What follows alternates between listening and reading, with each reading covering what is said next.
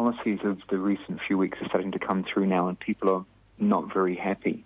Although I think if they've got concerns now, next week's going to be a much greater concern because we've got three things going on. The first one, he has to make a decision on what to do with Iran by May 17th in terms of renew the nuclear deal. Second thing to watch, China's got a big platform next week in terms of its economic showcasing. And then the third thing is the Paris Agreement with climate change. And so if we think this week's been interesting, next week and the one after that, much more. Yes, because that the deal with Iran, that hasn't been sort of nutted out as much, because people have been so ensconced in the James Coney story. How do you think that'll go? There's been a bit of sabre rattling on behalf of his team with regards to Iran. It settled down under Obama. What way would it go? I think the Iran deal's 50-50. It could go either way. I mean, there's a lot of people who are very anti-Iran within the Trump administration and looking for a chance to actually target Iran. If they decide not to renew it, I imagine the Europeans will stick to their part of the bargain, but the sanctions will go back on from the American side. The greater difficulty is what that does to the geopolitical relations with regards to both Syria and Iraq. Was he perfectly within his rights to fire Comey? Yes, he was, and the appointment of the FBI director is done by the president with the consent of the Senate.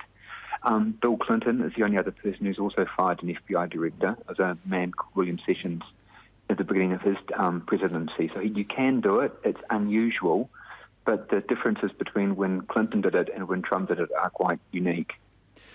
Indeed. From the University of Waikato, Al Gillespie there. Now, Jock, what did you make of the events of the last few days regarding the FBI director? Well, you know, as I said before, nothing is ever going to surprise us under the President Trump's regime. There just seems to be sort of lurching from one, bizarre, dangerous, comical situation to the other. But yeah, I guess if he wants to get rid of his FBI boss, he can do it. Interesting to see who may or may not take his place. I don't know whether that's been decided yet. This was something which the whole Trump affair was something that the world never ever anticipated, and then it's happened, and people are having a difficulty coming to grips with this guy. He's having difficulty, it seems, coming to grips with himself.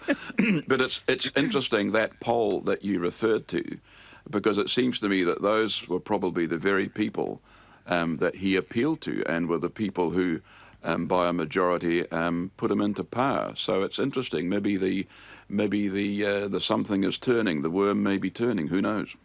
Ellen, final thoughts on this? I think it's going to be an equal worry if Dwayne Rock, is that what his name is? Yeah. Runs as well, because I was reading the articles that you sent through about that, and he was sort of saying he got asked to endorse both the Democrats and the Republicans. Didn't want to do either because he didn't want to influence people. Right, so someone that doesn't want to influence people wants to run for president of the United States. So he's a fence-sitter. Apparently so. Alan Reid and Jock Anderson, it is a pleasure having you on the panel this afternoon. It's been a lot of fun. Thank you, Wallace. Thank you for joining, and I hope you get home okay. I'm going to walk. I'm too scared to drive now. You're going to walk. Oh, don't be a coward, Ellen. Go on, drive. My car's going to be abandoned in the RNZ car park. Don't let them in. You go into the left-hand lane and push your way into it. See you later. See ya.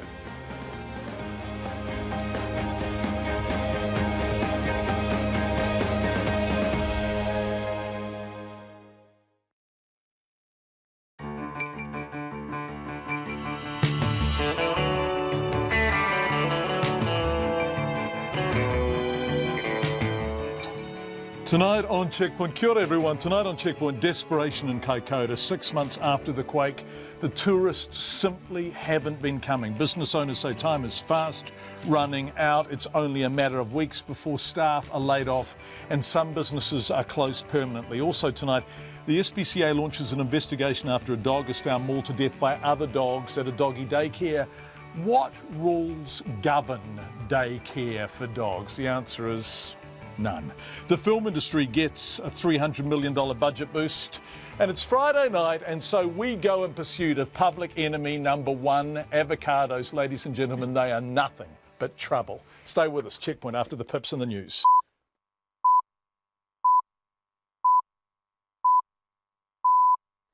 RNZ News at 5. Kia ora, good afternoon, ko Katrina Bat in aho. The Defence Force has helped seize 250 kilograms of heroin in a joint operation off the coast of Tanzania and says it's a blow against terrorism. It's the second bust in 2 weeks, bringing the total value seized to around $400 million. A Royal New Zealand Air Force P-3 Orion spotted a suspect vessel while patrolling the Indian Ocean, which was then intercepted by a Royal Australian Navy frigate on Wednesday.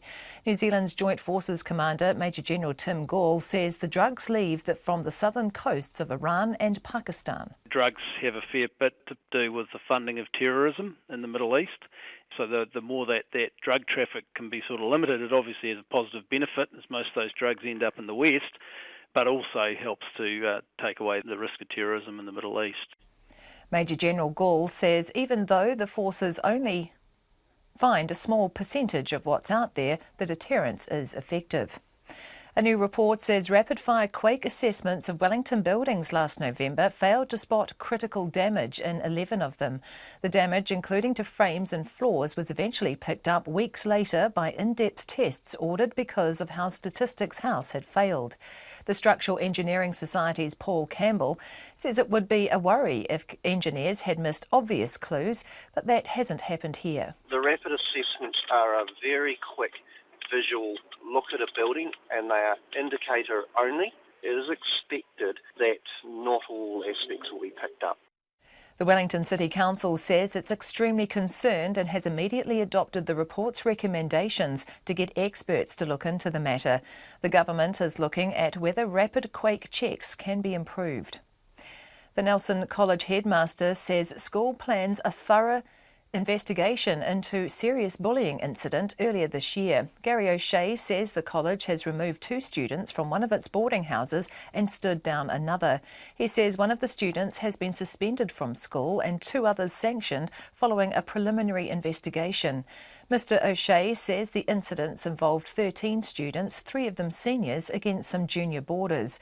He declined to say what had happened, but the school is considering police action.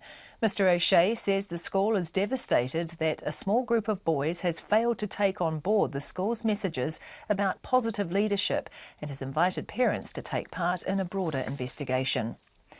A long-time resident of Anzac Parade in Whanganui says she'll be gutted if her family is forced out of the flood-prone street. A Horizons Regional Council report has suggested that removing or modifying about 100 homes might be a better option than raising stop banks. Kisa Coles has lived on Anzac Parade for 13 years. She believes the authorities are taking the easy way out. If they could drench the river or fix the Matawa stream, that'll be great. Or is it just cheaper to get rid of the people and not to actually spend money to fix the problem? Kisa Cole says she loves living by the river and has no intention of moving. The Mayor of Whanganui, Hamish McDougall, says he thinks talk of removing homes is premature. Australia is considering a request from the United States to send more troops to the conflict in Afghanistan. The Prime Minister, Malcolm Turnbull, says he's open to the request. Australia has been involved in the Afghan war for the past 16 years, principally in a training and support role. New Zealand has 10 people in Afghanistan. The ABC's Andrew Green reports. During a visit to Afghanistan last month, US Defence Secretary James Mattis met with Malcolm Turnbull in the capital, Kabul.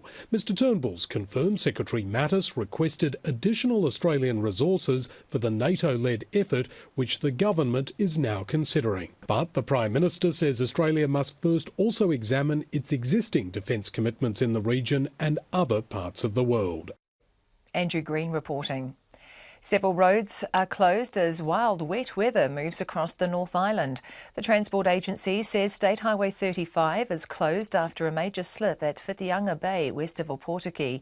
In Waikato, flooding south of Tokoroa has closed State Highway 32.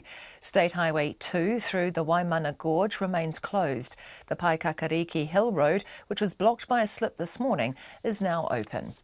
It's 5:04. To sport, and the playing depth of the Blues will be sorely tested in their Super Rugby match against the South African side, the Cheetahs, in Auckland tonight. While the Cheetahs have won just 2 games, the Blues coach Tana Umanga says they'll be desperate to prove their Super Rugby worth as they likely face the chop from the competition next year.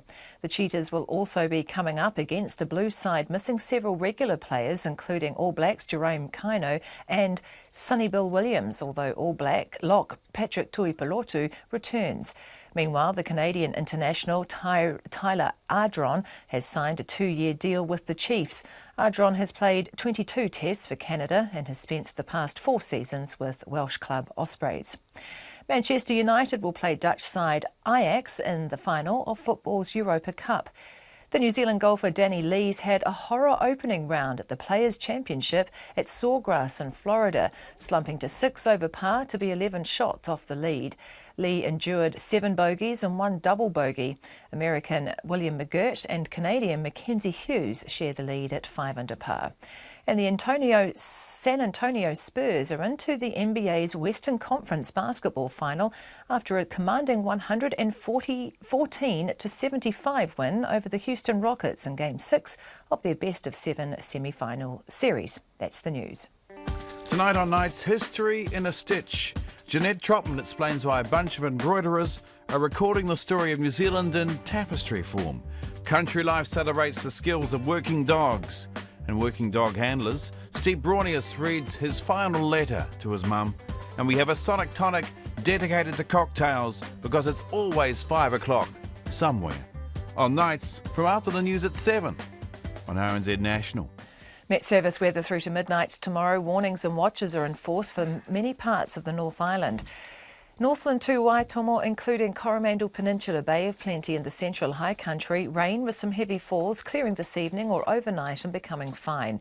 Possible downpours and southeasterly gales for eastern Bay of Plenty today. Gisborne and Hawke's Bay, rain with heavy falls, easing to scattered showers tomorrow morning. Taranaki to Horowhenua, showers clearing tomorrow morning and becoming fine. Kapiti, Wellington and Wairarapa, a few showers clearing tomorrow evening. Marlborough, north of Seddon, also Nelson, Buller and Westland, fine. Marlborough, south of Seddon and Canterbury, cloudy with a few showers clearing tomorrow afternoon and becoming fine. Otago, Southland and Fiordland, cloudy periods and isolated showers becoming confined to coastal Southland tonight. And the Chatham Islands, rain easing to occasional showers this evening. It's 5:07 and you're listening to Checkpoint. Thank you very much indeed, Katrina. Coming up on the program tonight, more cash for the movie business. President Trump contradicts his own staff's explanations as to why he fired James Comey. What rules and regulations govern the daycare centres where working people leave their beloved dogs? And public enemy number 1, avocados. But we begin tonight in Kaikōura with an increasingly desperate plea for help. 6 months after the earthquakes that closed State Highway 1 on either side of the tourist town, business owners say the drop-off in visitors is hurting them so much they'll be forced to lay people off and even close their doors for good.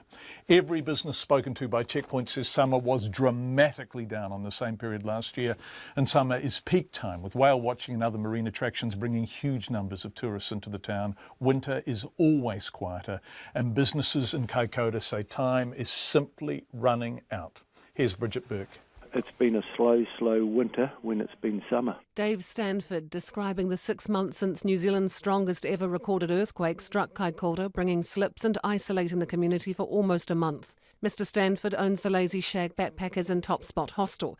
He says the situation is desperate, and with tourist access restricted to the inland road, people aren't coming. You know, it's logistically not possible for our main groups of people like our bus companies, Kiwi Experience or Stray Travel, to leave Kaikōura, go through the windy inland road and end up in Picton in time for the 1 o'clock ferry. They'd have to leave here so early, and then they'd only limited spaces on the boats to take people out on the tours. I noticed Whale Watch have still only got 1 boat running out of 4. Mr. Stanford's kept the Lazy Shag Backpackers open, but Top Spot hasn't opened since the quakes because there just aren't enough visitors, and the construction workers who are in town aren't using local accommodation providers. I would imagine the restaurants are doing pretty well out of it, and I'd imagine the pubs are doing pretty well out of it.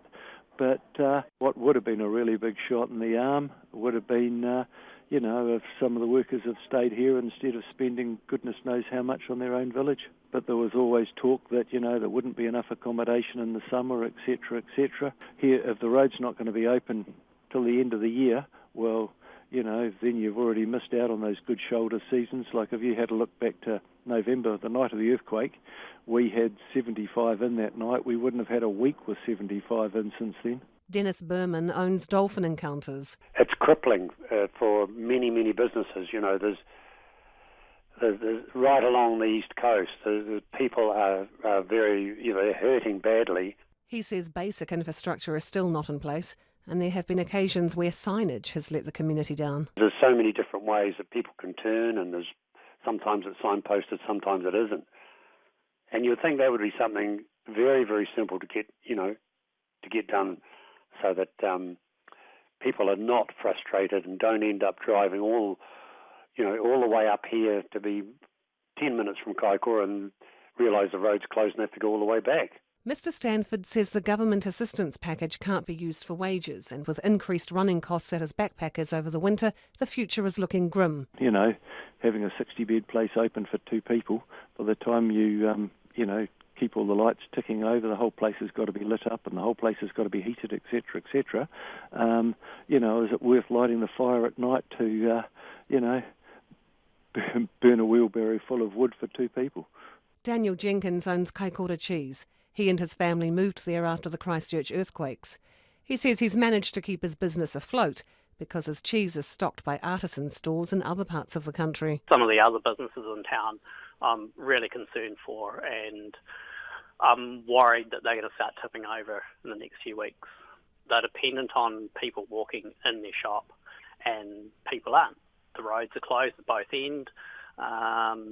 Financially, no one could make that work. Dennis Berman says since the quake, Dolphin Encounters has only run at 50% capacity. When we were restricted in getting our boats out, we were running at about 40% of what we would normally be. And once we were able to get all our boats out during the peak of the season, that climbed up. But I guess averaging it out, will be somewhere, now we've suddenly gone very, very quiet now, where we wouldn't normally be expecting that to happen. Dave Stanford says he's been unimpressed with the actions of his local MP, Stuart Smith. He'll attend a meeting for the last 10 minutes and talk with any other MPs that are there, and then be gone. I'm busy. I don't think he's listening much to what's happening here. One thing that would be good, we pay 2.5 times the normal rates because we're commercial, and that's on the accommodation sector. It would be nice for a place that I'm going to sit empty for the whole time if I could go back to just paying residential rates on it, because the rates bills are, pretty high, and that would be good if the council could look at that. But I don't gather much hope. I've talked to them about 3 times on that, and nothing's come of it. And Daniel Jenkins warns time might be running out. It's been really tough over the last 6 months, but we're really going to start seeing issues arise over the next month. For Checkpoint, Bridget Burke. So what does the government say to this? Well, the Minister for Economic Development, Simon Bridges, was unavailable at short notice for an interview, but he told us 16 Kaikōura businesses were currently working with the government's grant assessors about extending their financial assistance packages. Stuart Smith is the MP for Kaikōura. You would have heard businessman Dave Stanford say in Bridget's piece that he doesn't think that Stuart Smith is doing enough. Is he? He's been listening to all of that and joins us now. MP Smith, thank you for joining us. We appreciate you being available this evening. Are you doing enough for those businesses in Kaikōura? Oh, look, I'd love to be able to wave a magic wand and fix their immediate issues, which is to get the road open tomorrow, but that's unfortunately not possible. Okay, fair enough. What have you done for them?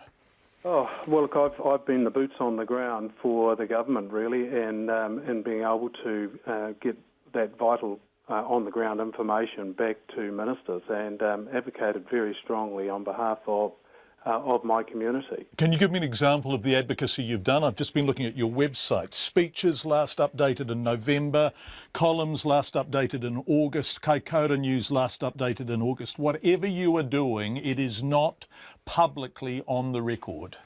Well, that's because I've been out there doing it, actually, John. I haven't really concentrated on my website, but if you care to have a look at my Facebook, you'll see plenty of stuff up there, including speeches, including all the visits that I've did. In fact, I was there on Wednesday, physically on the road there, as well as meeting with the Mayor and the Chief Executive of the Council, getting an update on that situation. While you're meeting with the Chief Executive of the Council, the people are raising... They're a vital part of the recovery. Absolutely. People are raising the fact that they are paying 2.5 times normal rates if they are running accommodation facilities, whether it's homestays or backpackers or whatever, but there's no one going there to stay. Could you speak to the Council about this? It does seem manifestly unfair in the absence of tourists. Well, I guess someone has to pay, John. That's the bottom line there. The council is a very small council. It's the second smallest council in New Zealand, outside the smallest being the Chatham Islands. We've got 2,500 ratepayers, 3,500 people. It's it's a small rating base. Someone has to pay, unfortunately. Yeah. And there's a lot of support gone in from government into the earthquake. And in the 6 months period, there's been 860 million of a whole of government approach to the response to the earthquake. Yeah, but that includes rebuilding of State Highway 1, doesn't it? No, that includes a whole of government.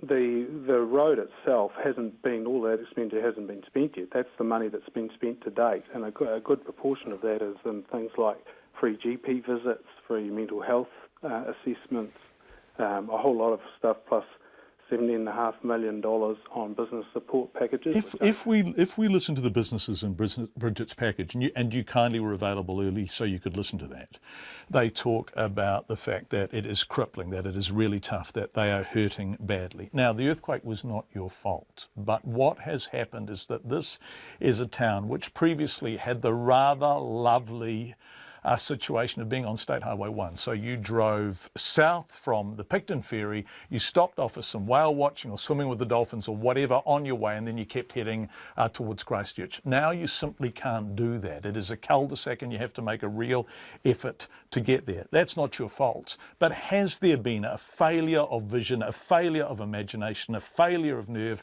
and a failure of generosity from the government if businesses are going to the wall?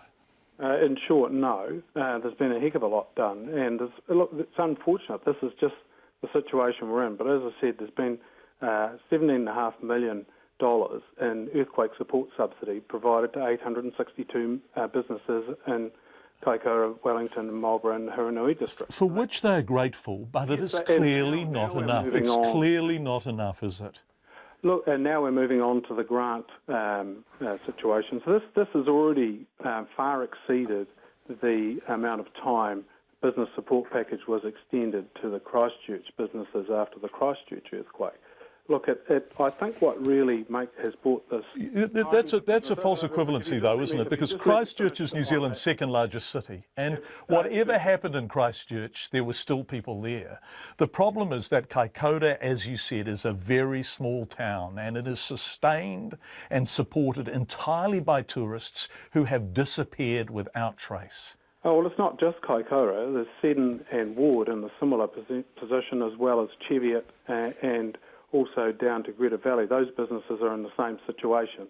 They're effectively on a road that's not functioning in the way it was before. But that's what the government support package is there for. So what do you say to the businesses? If I could just say that I think one of the issues here is that last summer was the previous one had been a phenomenal tourism season, and a lot of businesses had geared up on the back of that very buoyant time. And unfortunately, of course, we've had the earthquake, and we're going into our third winter.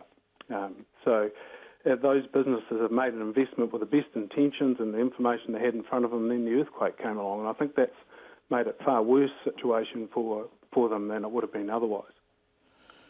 So are you saying that some businesses...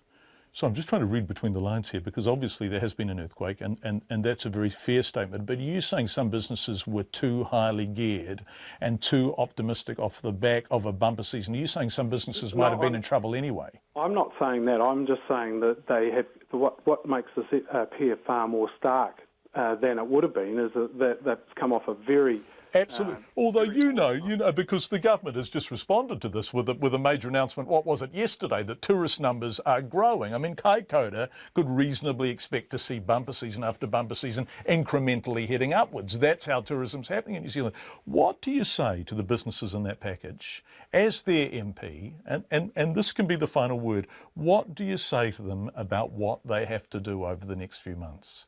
Well, unfortunately, there's no quick fix in terms of the road. The road will be open by December. We've had that assurance from NZTA, and that was on Wednesday.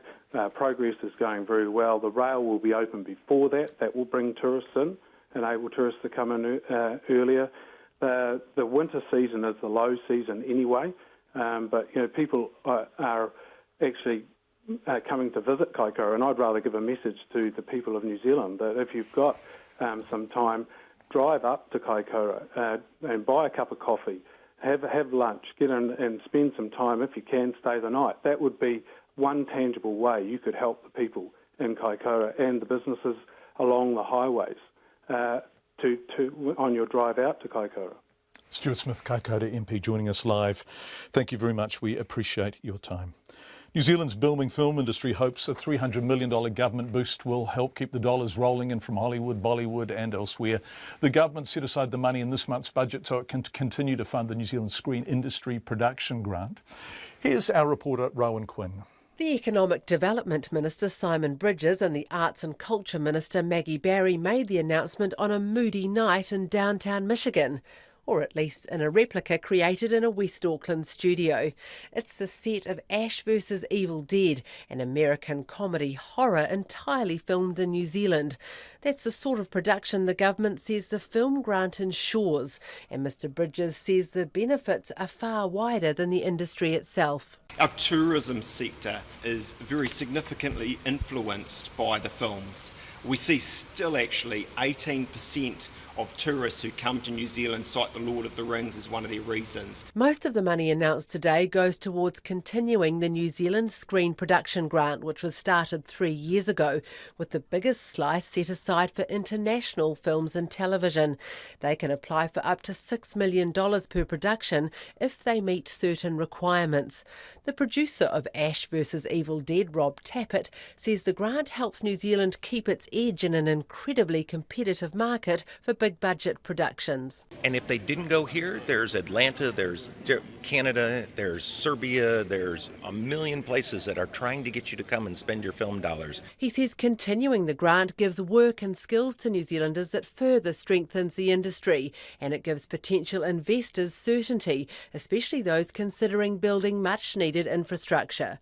Mr Bridges says the grant isn't just free cash, and the conditions that come with it have been tightened, including requiring more of the film's spending to be on New Zealand goods and crew. Quite often you'll have conditions for actors to play a part in being ambassadors effectively for New Zealand.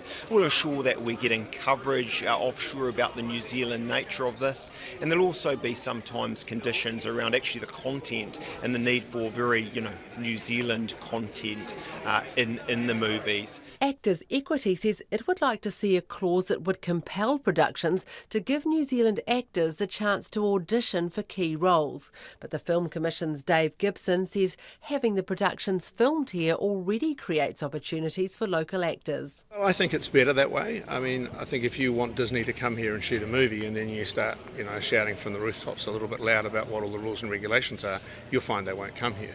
If you gently, over a period of time, show the talent that you have and make those incentives work for them, then I think you've got a better relationship. And Simon Bridges himself has benefited from the international film industry.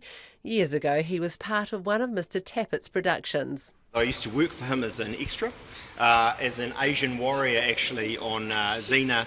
Back then I took my shirt off. I don't do that anymore. Be-suited Mr Bridges says figures on exactly how much wealth the film industry creates are being collated and are expected to be released by the end of the year. I tāmaki Makoto mō te hōtaka o te ahi ko Rowan Quinn tēnei. 5:24. The political crisis engulfing President Trump following his firing of FBI Director James Comey has intensified after the White House changed its version of Wednesday's dramatic events.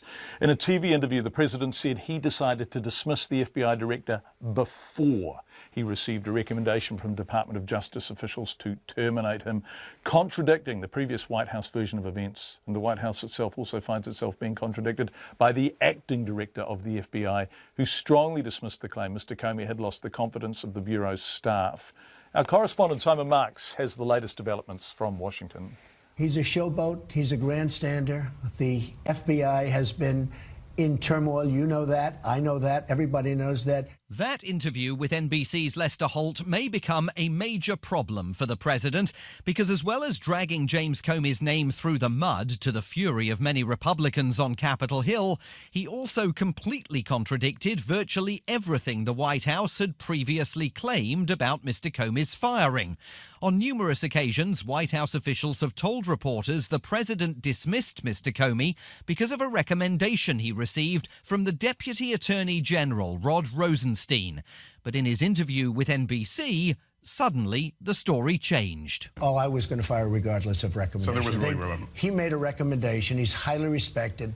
He made a recommendation, but regardless of recommendation, I was going to fire Comey. That matters because Mr. Rosenstein, the Deputy Attorney General, is known to be furious that the White House was trying to pin Mr. Comey's firing on him. The president, meanwhile, was talking about some other conversations that he claims he had with Mr. Comey. Conversations that, if they happened, would be highly unusual. But the president says on 3 occasions the FBI director assured him he was not being targeted. He said, "You are not under investigation." But he's given sworn testimony that there is an ongoing investigation into the Trump campaign and possible collusion with the Russian government. You were the centerpiece of the Trump campaign. So was he being truthful when he says you were under investigation? I know that I'm not under investigation. Me, personally. I'm not talking about I'm not under investigation. President Trump's increasing problem is that his White House now lacks credibility. Earlier in the week, reporters were assured Mr. Comey was fired in part because he had lost the confidence of the agency's rank-and-file staff. But testifying before the Senate Judiciary Committee, the acting director of the FBI, Andrew McCabe, directly contradicted those White House claims. Director Comey enjoyed broad support within the FBI and still does to this day. At the White House, it once again fell to the beleaguered Deputy Press Secretary Sarah Huckabee Sanders to try and explain things. She couldn't. Shredding any last vestiges of her own credibility, she conceded that she didn't really know what she was talking about in her briefing on Wednesday. I went off of the information that I had when I answered your question. I've since had the conversation with him right before I walked on today, and he laid it out very clearly. Of the White House Press Secretary Sean Spicer, there has been no sign. He was glimpsed hiding in some White House bushes in an attempt to evade reporters' questions on Tuesday night. We're told he's off fulfilling his duty as a Navy reserve. But it's also being reported that President Trump is furious with his spokespeople for, in his view, failing to communicate his message better. Which takes us back to the claim, voiced by none other than the president, that James Comey enjoyed showboating and grandstanding on the public stage. Those words were utterly rejected by several senior Republicans, including Senator Richard Burr, who co-chairs the Senate Intelligence Committee. I found him to be one of the most ethical, upright, straightforward individuals I've had the opportunity to work with. There is a real sense here of political drama unfolding at a rate of knots that now exceeds the Trump administration's ability to manage it. Simon Marks with that report. The SPCA has launched an investigation after a dog was mauled to death at a doggy daycare centre in Auckland earlier this week. Mike and Bridget say their 17-month Huntaway Doberman Cross Wilson had been staying at the centre a few times a week for the past year or so. In a statement, they said Mike went to collect Wilson at 6 p.m. on Tuesday, only to find his lifeless body at the bottom of a pond.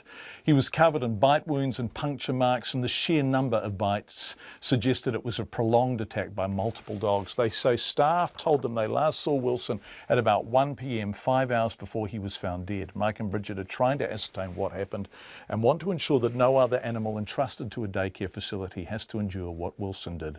They say other dog owners should take Wilson's death as a warning to check their doggy daycares, including how many staff are working, how many dogs are in their care, and if their dog is supervised at all times. And that raises a bigger question. What kind of controls are there around businesses that care for dogs? Now, Hoo-Ha is an animal rescue and protection charity. Its founder is Carolyn Press-McKenzie, who's also a senior surgical vet nurse. She says dogs needing treatment from attacks at care facilities are becoming more common, anything from minor stitching to life-threatening injuries. I asked her what training's required to run a dog care facility. At the moment, I don't believe there's any formal training required at all. So anyone can do it? Well, we're noticing a lot of people who think it might be quite a nice lifestyle. You know, it's a little bit of it's sort of a newish industry, the doggy daycare industry, and actually, to be fair, animal rescue in general as well. And people are popping up saying, "Oh, this sounds lovely. I get to play with animals all day. I want to do it." They pull together a facility and away they go. But so much more needs to go into it. You know, you do need experience. I mean, in the case of a daycare, you're dealing with a pack of animals, and it can go so terribly wrong. So anyone can set this up without any training. Is there any kind of inspection? So if I decide this weekend to establish a dog care centre and have lots of dogs in our backyard, does anyone come and inspect the facilities, check that they're appropriate, check we don't have too many animals, check that we're looking after them, any of that kind of stuff? No, and so I've been running Hoo-Ha now for 17 years, and although, you know, we're not a public daycare facility, we do run 60 dogs on one facility, and we've never been approached or audited or checked, and so that's why we've started we've had a chat with the SPCA to say, hey, can we put our hands up and actually be the case study for this? Because we're watching more and more businesses blossom and bloom, but then they crash and burn as things go terribly, terribly wrong. And at the end of that, you've got injured animals or injured people, and it's not okay. So Hoo-Ha have been to the SPCA and we followed them. Andrea Midgen is the CEO of the SPCA in Auckland, and she agrees there needs to be greater controls around dog care facilities. In fact, any controls at all would be good. But she says NAWAC, the National Animal Advisory Committee, has been looking at this for years. We would like to see the temporary housing code of welfare, which is currently sitting with the National Animal Welfare Advisory Committee, get reviewed, get out there so that there is a baseline on which any environment that has animals in a temporary capacity has to adhere to. So can you explain that to me? What would that mean? You know, it would set good standards. So think about it like a child daycare. You know, they have to have qualified teachers, they have to have certain ratios of children to adults, they have to have the right health and safety systems in place, etc., etc. So it's those kind of things. And do you think it's realistic to have that around the care of dogs? Well, absolutely, because otherwise it just becomes a money-making scheme and people just, you know, take on as many dogs as they can fit in a property. And what sort of evidence are you seeing of this going wrong? There are a number of bites either to or abuse or injury to animals and to people. Of course, it's not all centrally recorded or reported on, so it's quite hard to get statistics, but we're hearing it more and more. Okay, so there is now a need, you think, for some kind of regulation and some kind of control? Absolutely. Already getting an enormous amount of feedback on what Andrea Midgen was saying there, the CEO of the SPCA. People overwhelmingly agreeing that there has to be some kind of control or regulation around people who care for numbers of animals as a professional way of earning a living.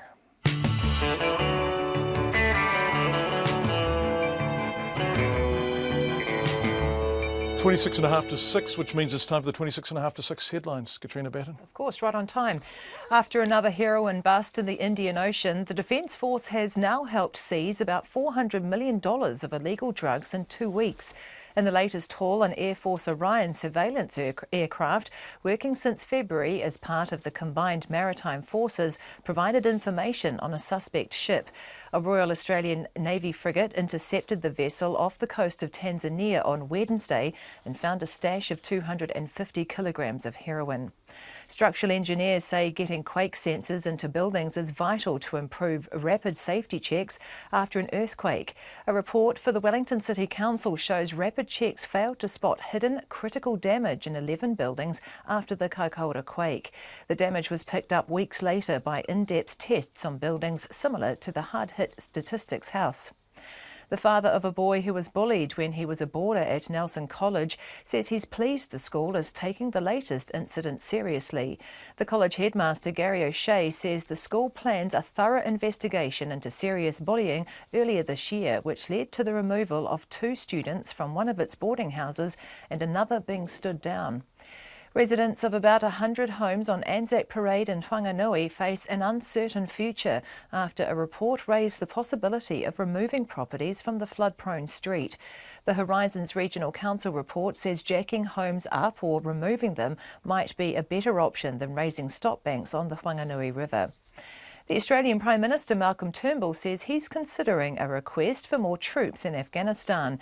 Mr Turnbull received the request during a visit to Afghanistan late last month, and he says he's open to the idea. Australia has nearly 300 troops in Afghanistan training and advising Afghan forces. Those are the headlines.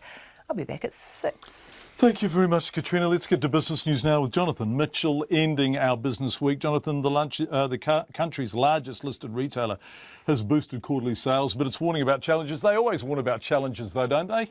That's right. This is the warehouse group we're talking about, John. That's the Red Sheds, Warehouse Stationery, Noel Leeming, Torpedo 7.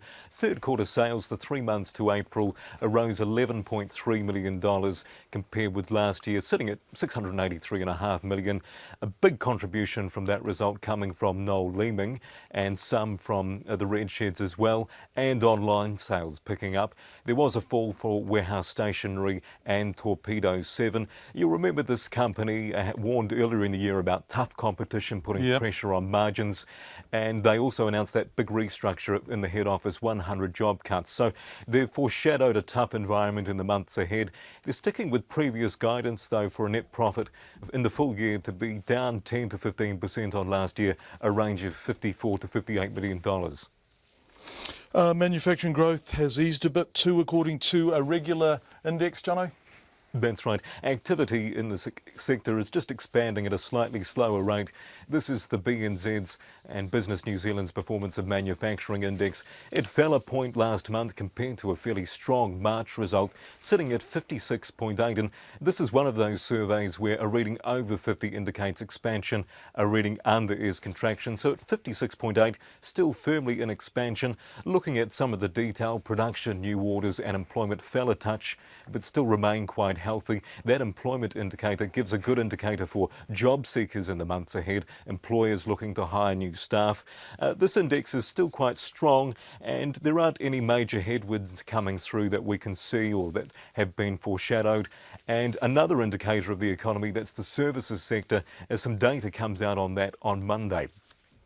Thanks, Johnny. We'll look forward to seeing what that shows us on Monday. How did the markets end the week? The top 50 index ends the week down 37 points to 7,452. The dollar's still weaker after that Reserve Bank neutral stance yesterday, 68.4 US cents and 92.7 Australian. That's the business week, John. Thank you so much, Jonathan Mitchell, who's been doing business for us this week out of our Wellington newsroom, of course. 22 to 6. Doctors in the UK want avocados labelled as a health hazard. Yes, the British Association of Plastic Surgeons has had enough of treating people who've stabbed themselves trying to get the stone out. So earlier this week, they called for avos to be sold with safety warning labels. This is true. The injuries have been dubbed avocado hand. There are hundreds of posts on social media of people sharing their stitched up palms and fingers. And that got us thinking, how much of a problem is this in New Zealand? We know, of course, excessive avocado consumption is the main barrier to home ownership for young people.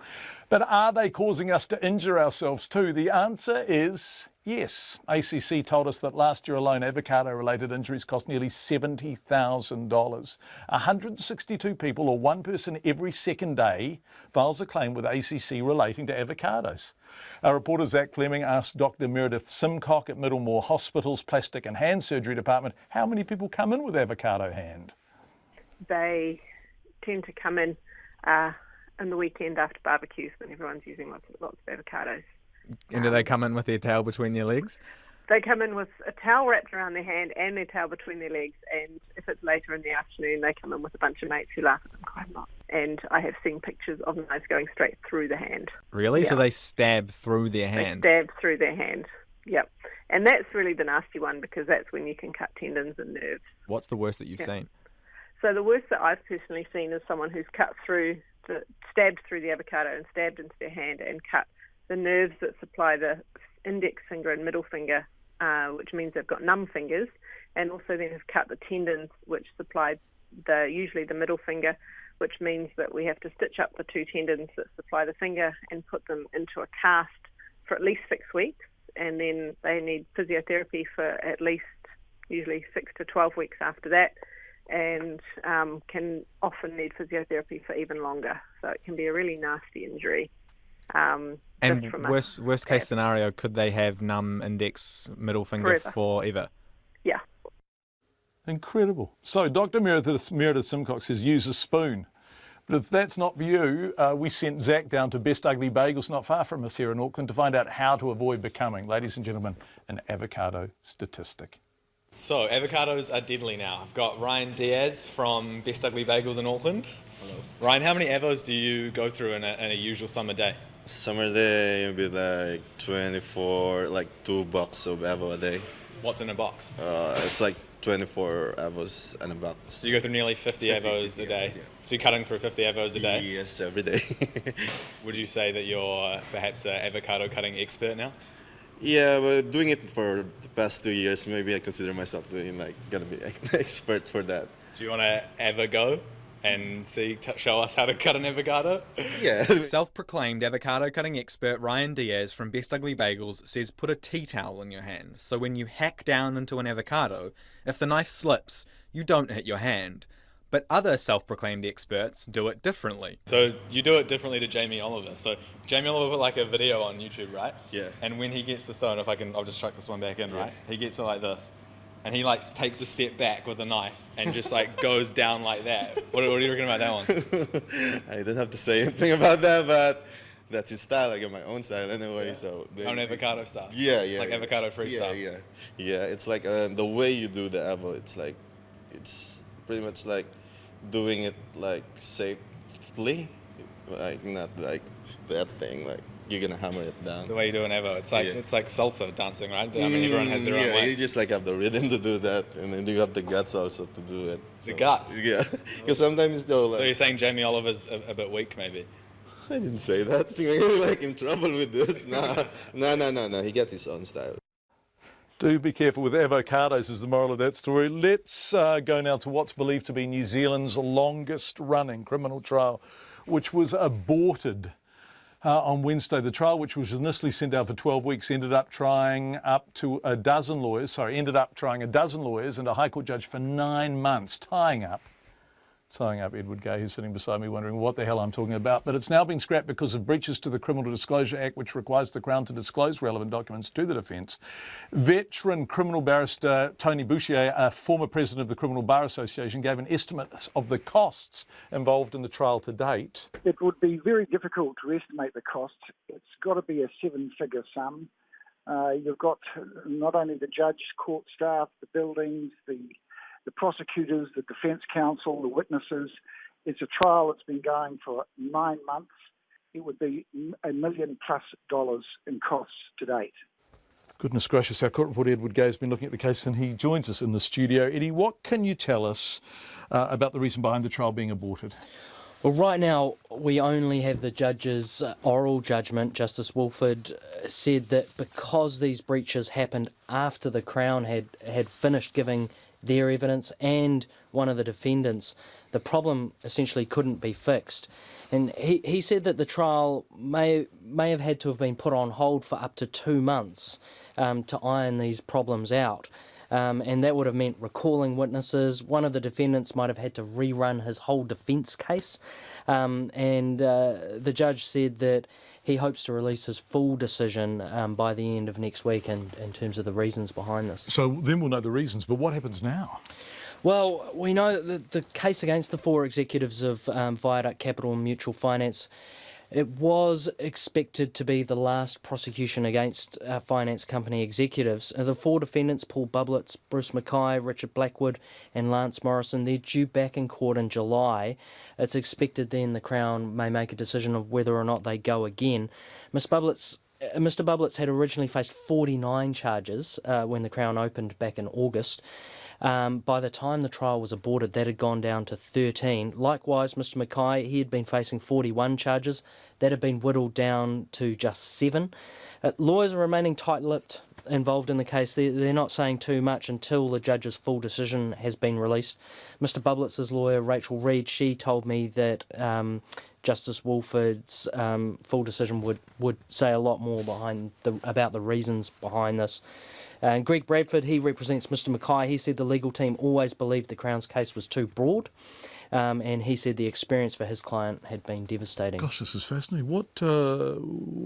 We've asked for costs. Who's asked for costs? What's happened here, Eddie? Because we heard Tony Bouchier speculating. What about costs? Yeah, well, we've been to the Financial Markets Authority. They're the organisation who brought this prosecution. They won't comment. A spokesman said they're still considering the judgment. The Ministry of Justice said determining the costs would be complicated and they couldn't respond for our deadline. As well as the months of court time, there were 2 Crown lawyers, a lawyer from the FMA. There were 3 of the defendants had 8 lawyers between them, and there was an amicus appointed because one of the defendants was self-represented.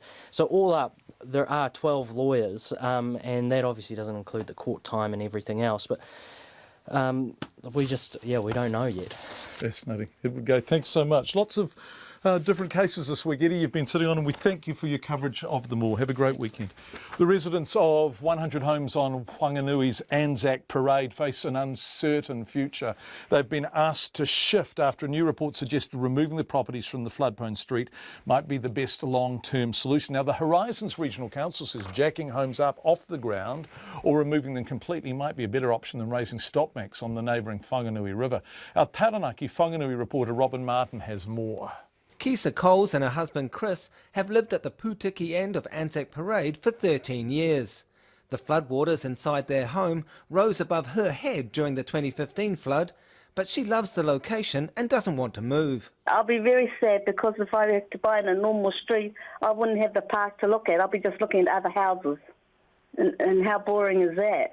You know, it's autumn and I can see a big display of the trees in the park. It's just beautiful. Mrs. Coles believes the authorities can still tackle the flooding without moving the houses. If they could drench the river or fix the Matawa stream where a lot of the water comes from, that'll be great. After all, I do pay rates for that. Or is it just cheaper to get rid of the people and not to actually spend money to fix the problem? Willie McGregor, who has lived on Anzac Parade since 2001, had 2 properties ruined during the 2015 flood.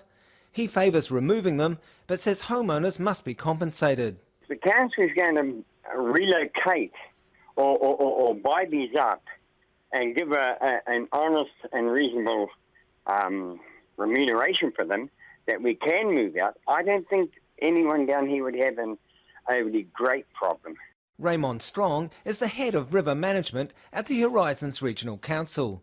He says it consulted widely before writing the report, which outlines the pros and cons of different solutions to Whanganui's flooding problems. Clearly those that are affected and impacted would like more higher stop banks, but the costs are spread across the wider Whanganui community. So there's certainly a substantial element of the community who, I guess, question the wisdom of looking to higher stop banking as the solution to that particular issue.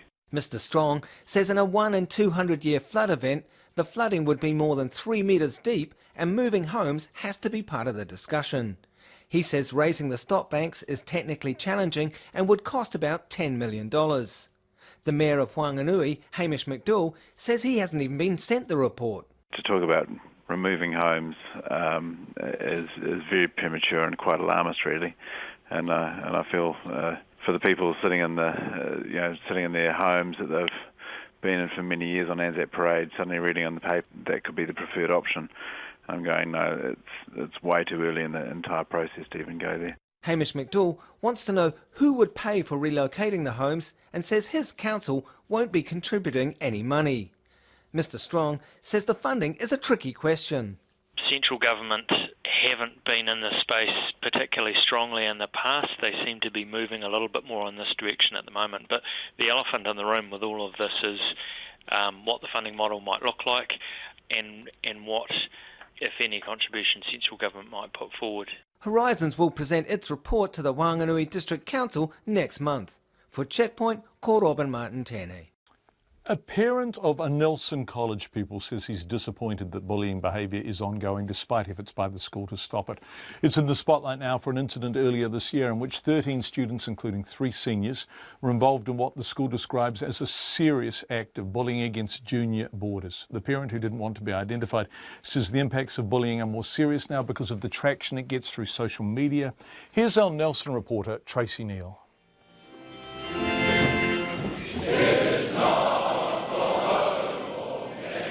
Founded in 1856, Nelson College is New Zealand's oldest state school, and its alumni includes high-profile business and political leaders. The school says it's devastated by the actions of the boys, which have resulted in 1 senior student being suspended and 2 others sanctioned. Headmaster Gary O'Shea says 2 students have been removed from one of its boarding houses and another stood down. He declined to be interviewed or to reveal the nature of the behaviour, instead releasing a statement. The incidents were serious acts of bullying, perpetrated by a small number of senior boys, and in no way represents the values and core culture of the school or our boarding institution. Mr O'Shea says the incidents at Fell House happened in the first term, but they were only reported last week. He says the school is considering police action. A parent of a former boarder says they had a similar experience. I'm just really disappointed that it's happened because they really do promote zero tolerance for bullying, or they do specify that, especially when you're looking at sending your kids to the school there. It's one thing we certainly looked at was how they handled bullying. The parent says older students and boarders from years back say bullying has been going on for years, but the consequences today can be so much worse, he believes. Well, these days you just don't know how they take it, do you? You just, they don't talk much, and it's consequences can be quite severe, can't they, for young children? How does a parent handle it to avoid exacerbating the problem? You're damned if you do and you're damned if you don't, really, aren't you? Because sometimes you don't want any comeback onto your son, and in the same breath you want it stopped, and you want, the perpetrator or perpetrators to be dealt with in the appropriate manner. How did you deal with it? Well, we contacted the boarding house master and contacted the headmaster. He believes the college has acted properly despite the time it has taken for senior staff to be made aware of the issue.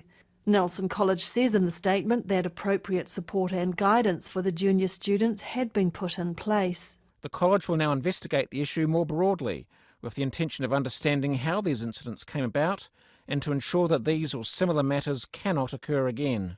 Mr O'Shea says such events are deeply unsettling, and the college plans to reinforce and strengthen its anti-bullying message. In Nelson for Checkpoint, Tracy Neal.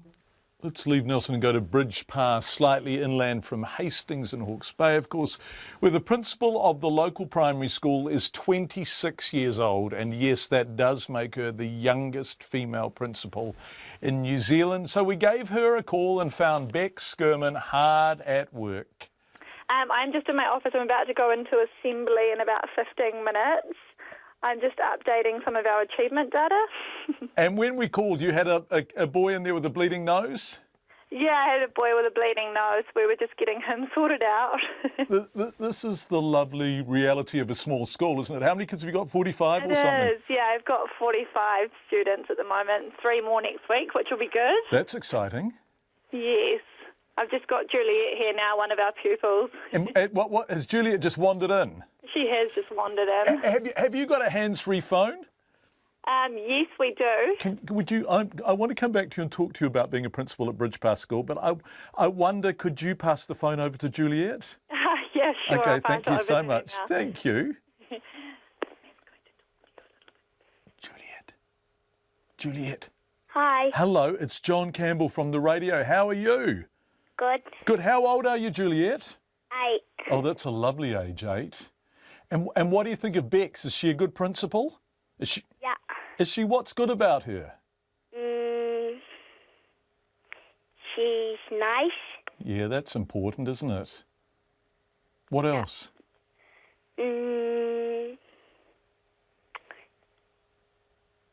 She's the coolest. The coolest. Oh, I don't think I've ever heard a principal cool before. Hey, what do you want to be when you grow up, Juliet? A doctor. Yeah, that's a good thing to want to be. And I think that's well, I hope you become a doctor.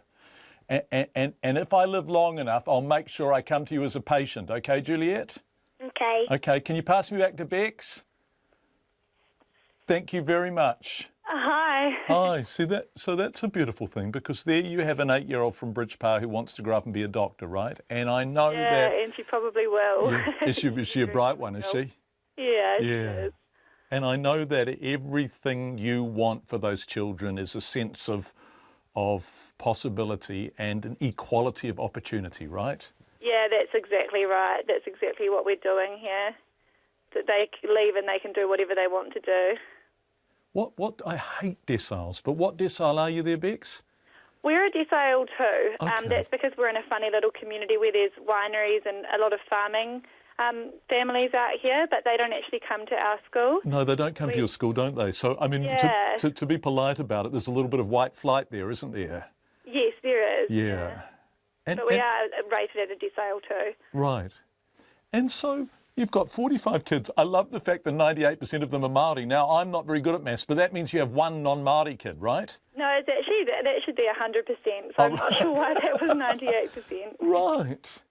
And yeah, we're 100% Māori. And how does that happen in New Zealand, that you have a 100% Māori school when there are Pākehā people, non-Māori people around you? Is it? Yeah, I'm not sure why that's happened and why that's happened here, but that's just the way that the school has panned out. We've got a lot of Māori Pacifica as well, but yeah, 100% Māori, and I'm just not sure why that's happened like that. And you have a master's degree in Māori education, right? Yes, I do. Well, it's in education, but a lot of my papers and my thesis was around Māori achievement. And what's the message for that community in terms of Māori achievement?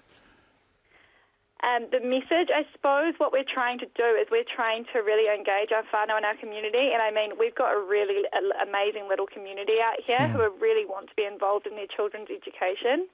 And I guess it's just raising the achievement of these children, because there's no reason why they should be underachieving. And at the moment, that's our major focus, is in lifting that and making sure all students leave here with the skills and knowledge they need to achieve further down the education system. That's a great mission statement, isn't it? Yeah, and also not just the achievement, also in terms of life skills, that they're confident and they're lifelong learners, I suppose. Yeah. So at 26, and this is why we called you, although, I mean, that's just absolutely fascinating, but at 26 you are the youngest principal that the NZEI's got, right, on their books. Yeah, well, apparently, yes. Although, youngest female, I think. Oh, okay. You sound like you're up to the task, though, by golly. I mean, you sound inspirationally up for it. Oh, yeah, it's all very exciting, and I'm still definitely learning the ropes. But no, it's a very, very cool place to be in, and I'm really lucky to have the opportunities that I do have at the moment. Yeah, I bet they feel lucky to have you too. It's a lovely situation for you both to be in. Do you have ambitions for once you've left Bridgepath, achieve what you want to do there, say at the ripe old age of 36? Yeah, I know. Well, I didn't think this would happen this early in my career, so I guess I thought about being a principal one day, but I thought it would take a lot longer to get there. At the moment, I'm really just loving being in Bridge Pa and working for these children and making sure that they get what they need and what they deserve. So, yeah, I haven't looked too far down the pathway of what's next. I think I'll just enjoy being here for now. Bex Skirman, Bridge Pa School Principal, the youngest female principal in New Zealand. Lots of feedback coming in. Let's start with Kaikōura. Someone has to pay. If these businesses fold, they won't be able to pay any rates. Come on, mate, think it through. Give them a rates break. This is in response to the interview with the MP Stuart Smith. Maybe Kaikōura business owners should become filmmakers. There's $300 million up for grabs, says Linda. I think Stuart Smith may have killed his future political career, says Martin. This is a really interesting email. It's coming. It's quite long, but we've got time to get it out. It's probably, hi John, it's probably not generally recognised how much some tourism business beyond Kaikōura are also suffering from the Kaikōura earthquake. After enduring the last 6-year downturn in business resulting from our own earthquake, this is in Christchurch, the Kaikōura event is almost the last straw. With Christchurch already off the must-visit list for free independent travellers, the trials of the journey from the Picton Ferry to Christchurch via Lewis Pass have resulted in a very serious further downturn. My own backpacker business has now suffered its lowest summer occupancy in 33 years of operation. If our outgoings still included large mortgage or lease payments in addition to wages, power rates and maintenance, closure would be a very serious option. My situation is by no means unique in Christchurch. Thank you, Eric, for that feedback. Lots of people saying Kaikōura deserves and needs more support.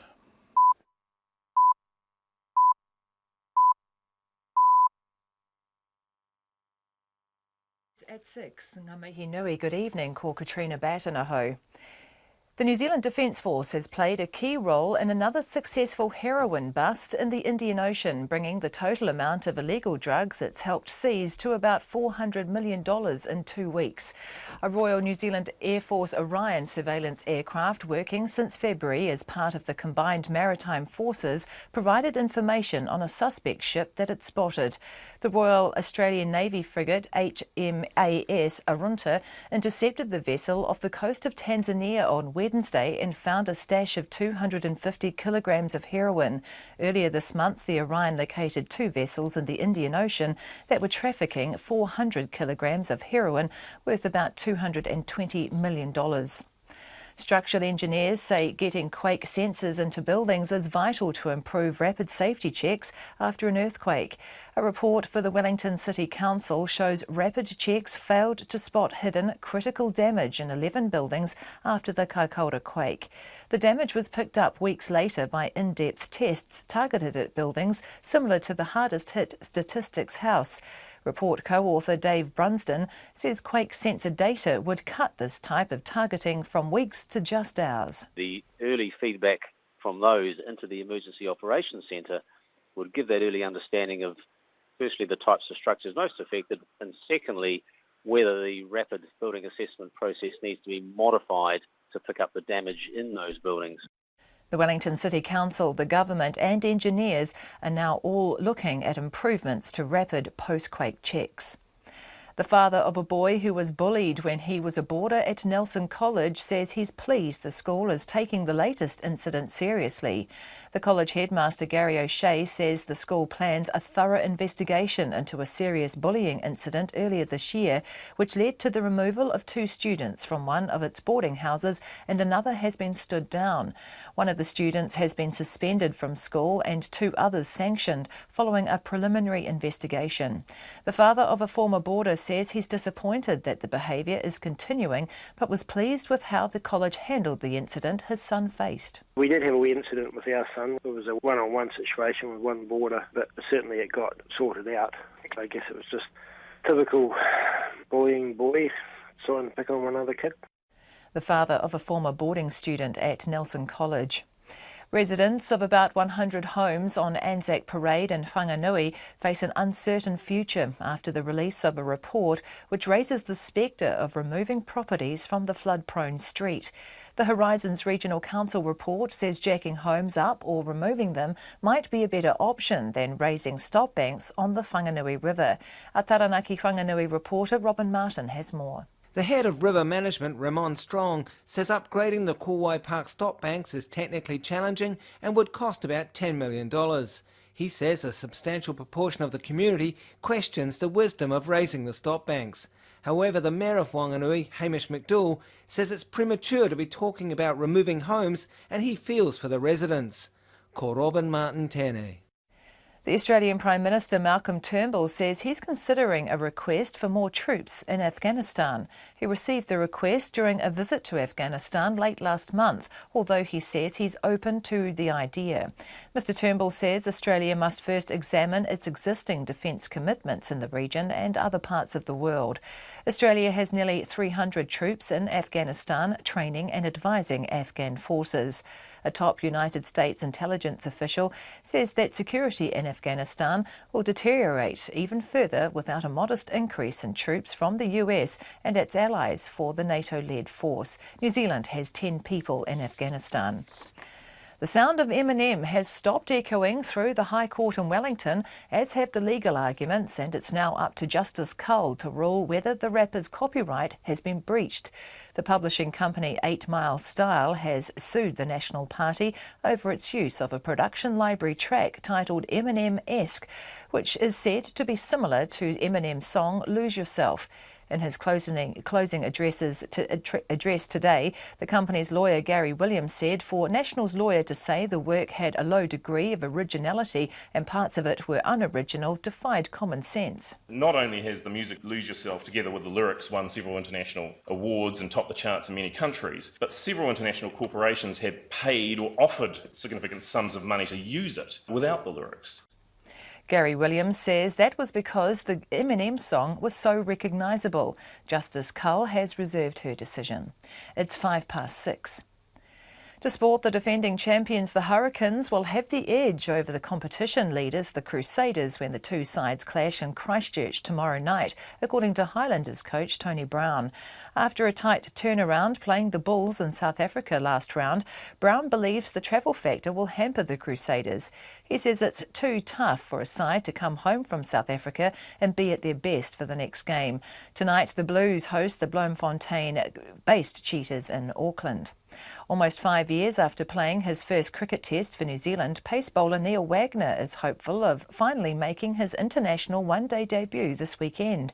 On Sunday, the Black Caps play Ireland near Dublin in the opening match of a tri-series, also involving Bangladesh, as they prepare for the Champions Trophy in England next month.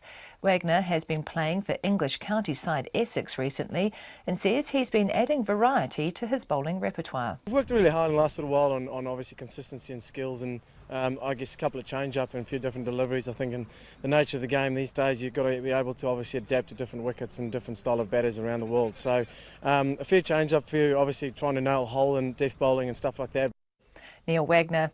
Malaysian football officials are worried their players may be deliberately poisoned if their Asian Cup qualifier goes ahead in North Korea next month. The match was postponed during the diplomatic row over the murder of North Korea's leader Kim Jong-un's half-brother in Malaysia. The team is taking its own food to avoid the possibility of sabotage. That's the news. Tomorrow morning, rugby league coach Graham Lowe, Irish author Anne Enright, New Zealander Annette Dixon on her top job at the World Bank, and Professor Heidelberg Avelar on Brazil. Join me, Kim Hill, tomorrow morning from 8 on RNZ National. Met Service weather through to midnight tomorrow. There are warnings and watches in force for parts of the North Island. Northland to Waitomo, including Coromandel Peninsula, Bay of Plenty and the Central High Country.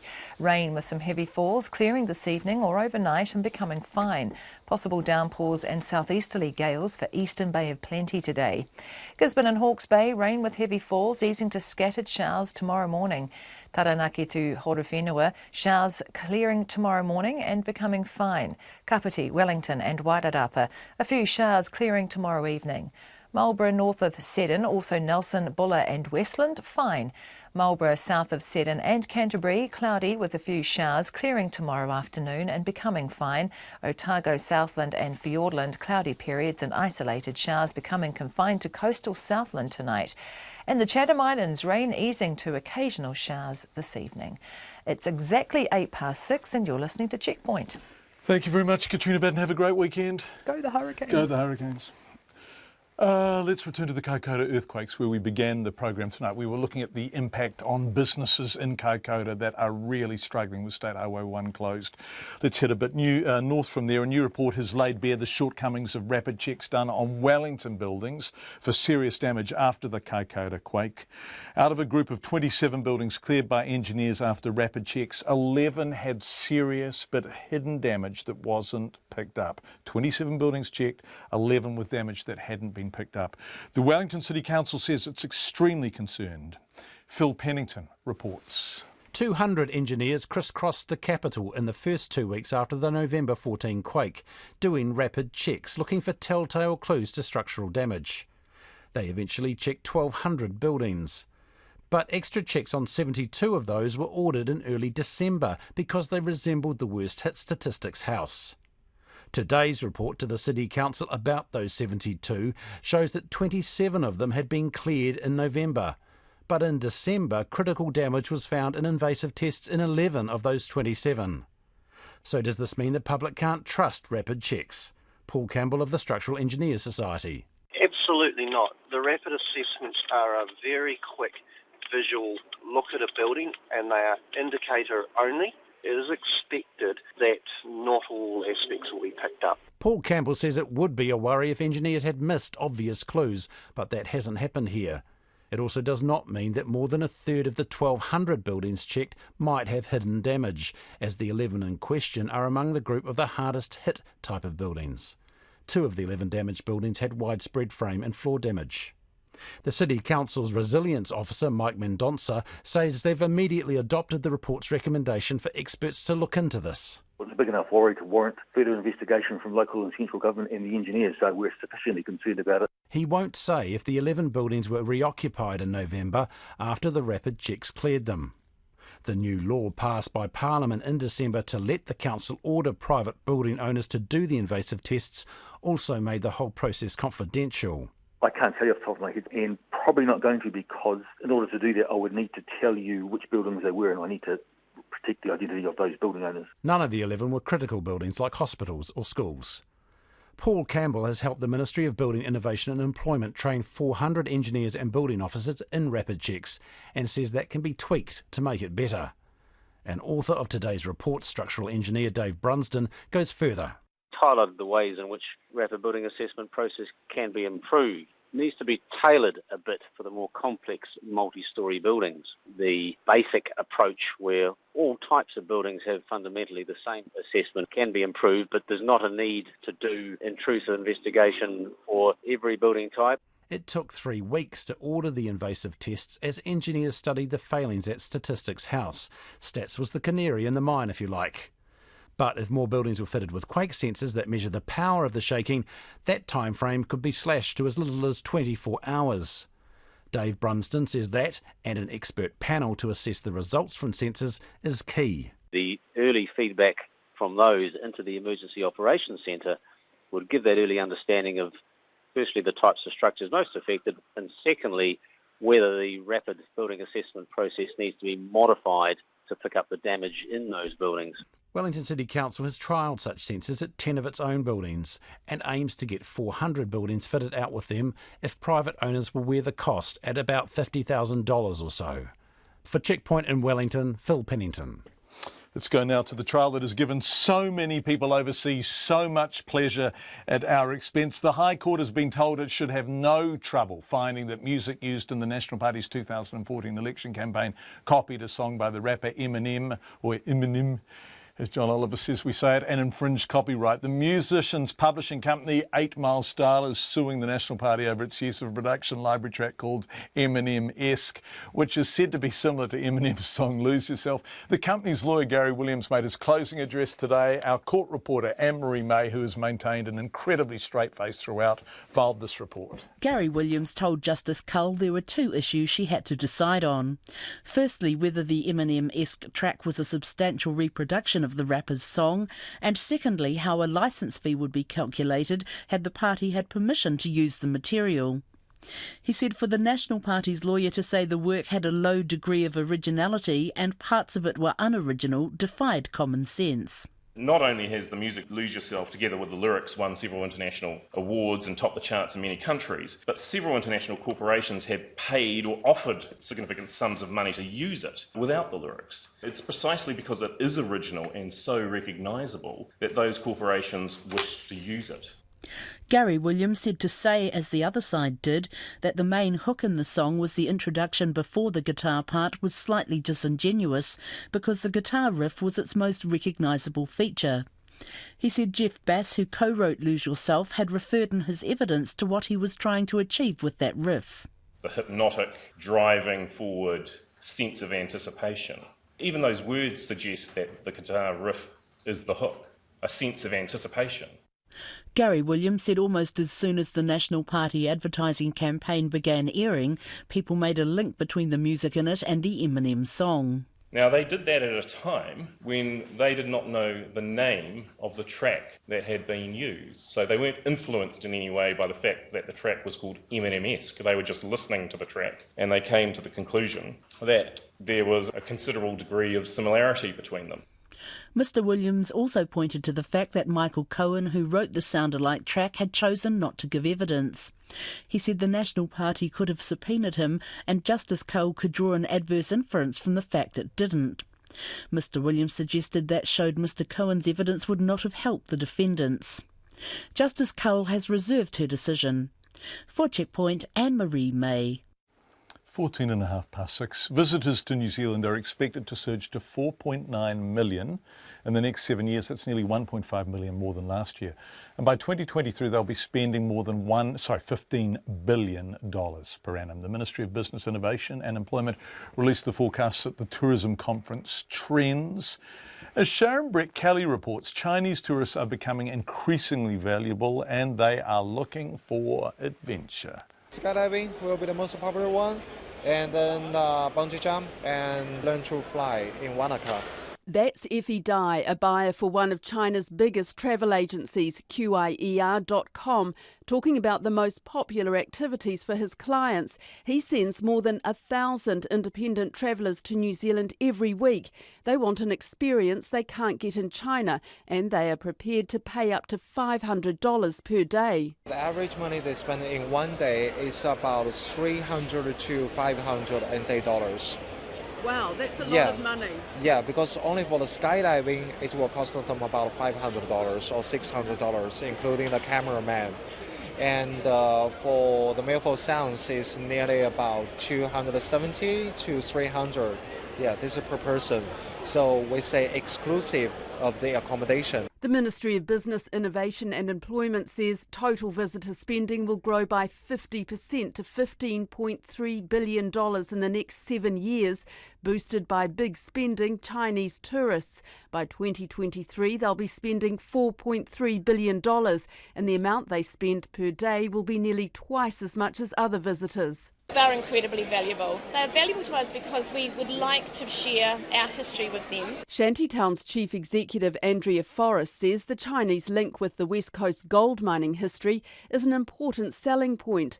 Her Greymouth business, a recreation of a gold rush town, has been targeting the market for 14 years with Mandarin-speaking staff and brochures.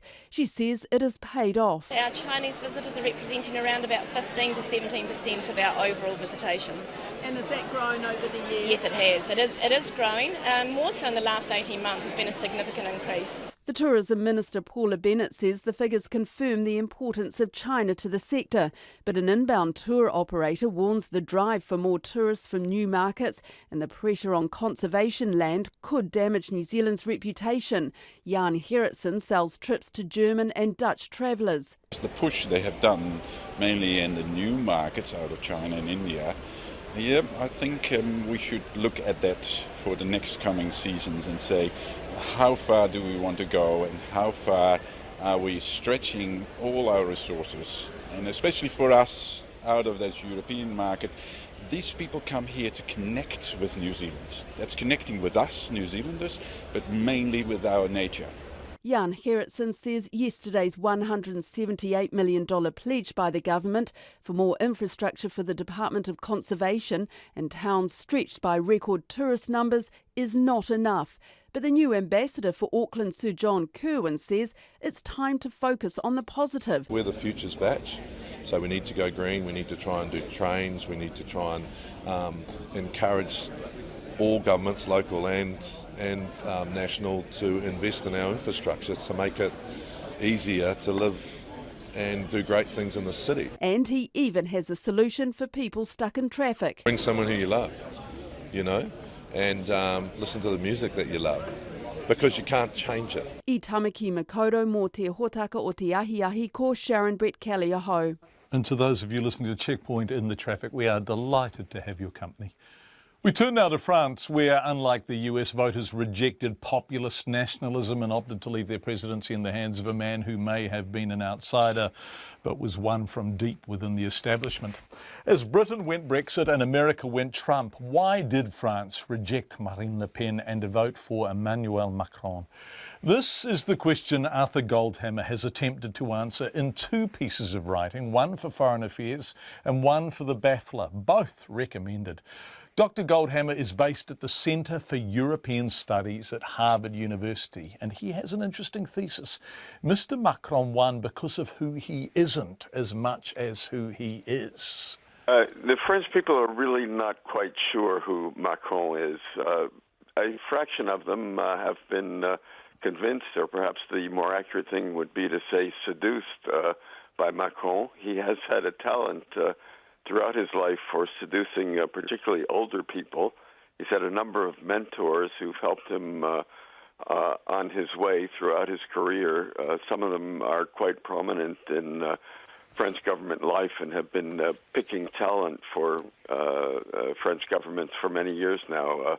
People like Alain Menck and Jacques Attali, who look over each graduating class from the National School of Administration, which trains the top administrators in France. And they're the people who recommended Macron to the Rothschild Bank when he went into investment banking, and then who advised Hollande on bringing him back into government. He also served under Sarkozy. So he's been around behind the scenes, has never been elected to office before, but he does have a fair amount of experience as a technocrat and advisor. This article in Foreign Affairs, I had no idea that he went to the National School of Administration, and even if I had known that, I wouldn't have realised the extent to which it is, as you say, the nursery of the French elite. So he had this kind of silver spoon as he approached his ambitious trajectory, but also he had the real advantage of not being Marine Le Pen, right? Absolutely. The exit polls show that at least 40% of the people who voted for Macron were really voting against Le Pen. The number who voted in favor of his program, which remains to this date rather vague, is much smaller, probably around 18%, according to a poll I saw tonight on French TV News. So this was a vote to block Le Pen, who still arouses fear in approximately two-thirds of the French people. And whatever fears she's aroused throughout the campaign were multiplied in the last 2 weeks, particularly after the televised debate last Wednesday night, when she came on like gangbusters, barely allowed Macron to get in a word edgewise, and barely lowered her voice throughout the 3 hours of debate. So I think that frightened quite a number of viewers. You turned this rather wonderfully into comic strip characters in The Baffler, and I really recommend, we'll put the link on our website, but you say Robin triumphant, in France, masked Robin defeats Sheena, Queen of the Jungle. Yes, exactly. That was my more lighthearted take on the election, and there is a sense in which Macron has been the perennial sidekick. He was Hollande's sidekick, and that's why I thought of Batman. And he is a bit of Robin as Batman's sidekick, and he is a bit of a masked man. We don't really know what his true identity is, so that's why that analogy occurred to me. In any case, he really won Hollande's indulgence for the 2 years he served in government. Hollande, in interviews that he imprudently gave to journalists while he was still president, identified Macron as his spiritual son, so he had more or less adopted him. And then Macron abandoned him, left him in the lurch, quit the government. Before quitting, he had formed his own movement, but Hollande refused to heed the warnings of his advisors that Macron was planning to run against him. So Hollande was the last to realize this, and before he did, Macron quit the government and announced that he was running for president. Gosh, this is fascinating. I'm also fascinated by why France rejected Le Pen so comprehensively when we've seen the rise of populist nationalism in Britain with Brexit. We've seen it in the United States with Trump. Was France aware of a sense of responsibility to put up a hand to that kind of movement and say stop? Yes, I think you've put your finger on two key events. The Brexit vote reminded the French that as much as they may grumble about the European Union, they really do depend on it. 70% of them do not want to leave the euro, which Marine Le Pen had promised to do. And she had promised to hold a Brexit referendum within the first 6 months after she was elected. So that concentrated their minds. And then last November, the election of Donald Trump truly put the fear of God into them, because Trump said he was opposed to the EU. He had no respect for it. He didn't think that this kind of international organization was the way to go. And what's more, he said that NATO was obsolete. Now, that's a statement that he's since walked back, but it leaves all Europeans, not just the French, wondering exactly what the American commitment remains to Europe. And the end of the American guarantee, the ironclad American guarantee that has lasted since World War II, I think is one of the things that made them really worry about electing a potential Putin ally, because, as you know, Marine Le Pen borrowed money from Putin, from Russia, from Russian banks, to finance her campaign. So the French were quite wary of that. Dr. Arthur Goldhammer, who's from the Centre for European Studies at Harvard University, has a PhD in maths, and he's translated over 120 books from French to English. Quite an extraordinary fellow. His writing about France is hard to beat. Lots of feedback on Kaikōura. This is lovely from Veronique. Thank you, Veronique. It's an email. I'm from Auckland and got to Kaikōura, flew down to Christchurch, hired a car to drive north, and will do so again. The people and the scenery are amazing. I have so many beautiful stories. Why aren't Christchurch people driving up there to enjoy all that, rather than hopping on a plane across the Tasman? It's just 2.5 hours drive. Only one complaint: road signs are very confusing and often not up to date. Also, the roading contractor Downer's website not kept up to date. You can't drive for 2 hours and come to Goose Bay only to find the last bit of road closed, and therefore several hours of detour. Downers owe up-to-date signs to the people of Kaikōura. Don't forget Waio either, nearly every house damaged. Come on, Kiwis, let's look after our own. Just give them your business. Kiwis can be tourists too, even if just for 2 days. Kindness makes us all feel good. A lovely email from Veronique. Thank you so much. We were just struck by this because it's Friday night and we're in that kind of mood. A champion python hunter has struck or both gold in the United States, snaring a 5-metre-long snake in the Florida Everglades. Dusty, the wild man Crumb, hunts pythons as part of an eradication project in South Florida, which pays per foot of every python caught. We're not making this up. Nathan Frandino has Dusty's story. You got him? Dusty the Wildman Crumb isn't afraid of getting his hands dirty. You got him. Or even rolling around on the ground if that's what it takes. You got him? Yeah. Crumb works as an orchid grower by day, but in his spare time he hunts pythons, and it's paying off. That's how we do it in the Everglades, son. Wild man. Woo! This might be my 16-footer I've been looking for right here. And this is just one of many. Crumb is participating in the Python Eradication Project, directed by the South Florida Water Management District, aimed at ridding the Everglades of this invasive and evasive species. What you got, Bobby? 1610. Woo! 1610, baby! It's not quite a record. That stands at 18 feet 2 inches, but it is enough to give Crumb a $375 payoff. Not only that, this python was pregnant. What do you want to do? See how fat it is here? She's got eggs in her. And she's going to lay those eggs here any day. There are an estimated tens of thousands of pythons living in the Florida Everglades, and while they may never be totally eradicated, Dusty the Wildman Crumb says he'll be doing his part to keep numbers down. Wow, what a rush. And make a little money in the process. What do you want? You want to hold his head a minute? No. Quite extraordinary footage in that if you were listening on the radio. Dusty the Wildman Crumb. Yes, I boarded, lots of feedback tonight. Thank you. I boarded at Nelson College in the 1980s and the bullying was horrific and relentless. It's hard to listen to the headmaster's dismay when this has been a serious problem for years. John, if you think avos are bad, what about those massive pumpkins? Asks Adam. Lots of people saying, don't use a knife, use a spoon. It ain't rocket science. Yes, indeed. And Reese has said people can just buy an AvoShark, a special tool for cutting and peeling avocados. They're fantastic. Look on YouTube, says Reese, who I suspect actually may be very clever and could be the manufacturer of AvoShark. You snuck that one in under the radar.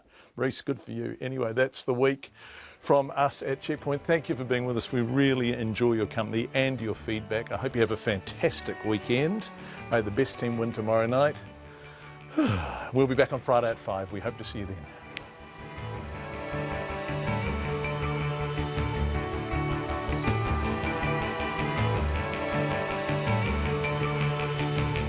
Back Monday at 5. We'll be back Monday at 5, not Friday at 5. We hope to see you then.